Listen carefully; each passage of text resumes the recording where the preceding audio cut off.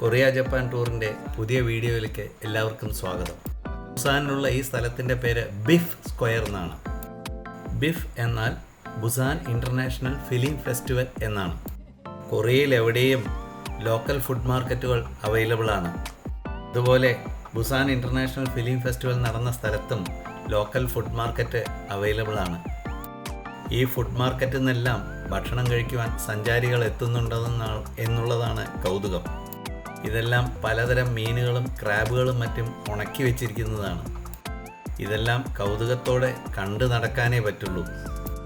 ഇതെല്ലാം വളരെ സ്വാദിഷ്ടമായിട്ട് കഴിക്കുന്ന ആൾക്കാരുമുണ്ട്. എപ്പോഴും യാത്ര പോകുമ്പോൾ ഇതുപോലുള്ള ലോക്കൽ ഫുഡുകൾ കഴിക്കാതിരിക്കുന്നതാണ് നല്ലത്. ഇവിടെ ഒരു ലിറ്റിൽ ഇന്ത്യ എന്ന് പറഞ്ഞിട്ടൊരു റെസ്റ്റോറൻറ്റും ഞങ്ങൾ കണ്ടു. കാണുമ്പോഴെല്ലാം വളരെ ഹൈജീനിക്കായിട്ട് തോന്നുന്നുണ്ടെങ്കിലും നമുക്ക് പരിചയമില്ലാത്ത ഭക്ഷണം കഴിച്ച് യാത്രാവേളയിൽ കഴിച്ച് എന്തെങ്കിലും വയറിന് അസുഖം വന്നു കഴിഞ്ഞാൽ നമ്മുടെ യാത്ര മുടങ്ങുമല്ലോ എന്ന് കരുതി ഒന്നും കഴിച്ചില്ല.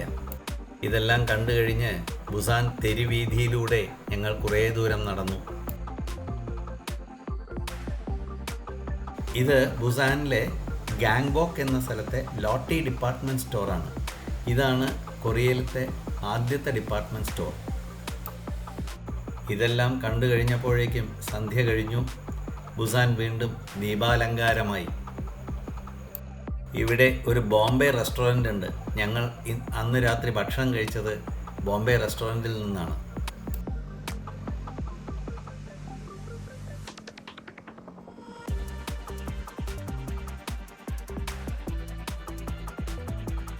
തണുപ്പ് ഏകദേശം 3 ഡിഗ്രിയാണ്.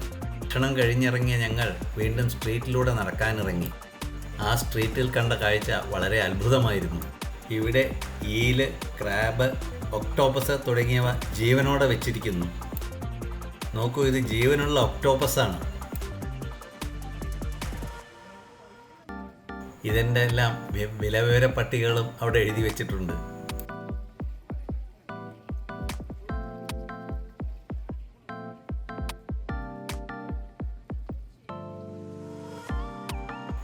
ഈ കാണുന്നത് ഈൽ മത്സ്യമാണത്രേ.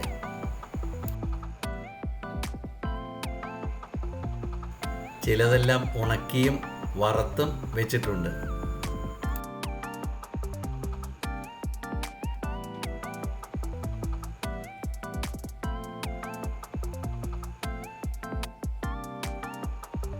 ഇത് വലിയ തരം ഞണ്ടുകളാണ്. ഇതെല്ലാം കാണുവാനും ധാരാളം സഞ്ചാരികൾ വരുന്നുണ്ട് എന്നുള്ളതാണ് കൗതുകം. ഇതെല്ലാം ഉണക്കി വെച്ചിരിക്കുന്ന സാധനങ്ങളാണ്.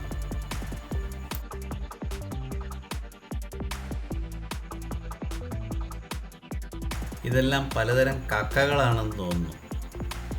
ഇവിടെ എഴുതി വെച്ചിരിക്കുന്നു, ഒരു ഞണ്ടിൻ്റെ വില 89,000 വോൺ.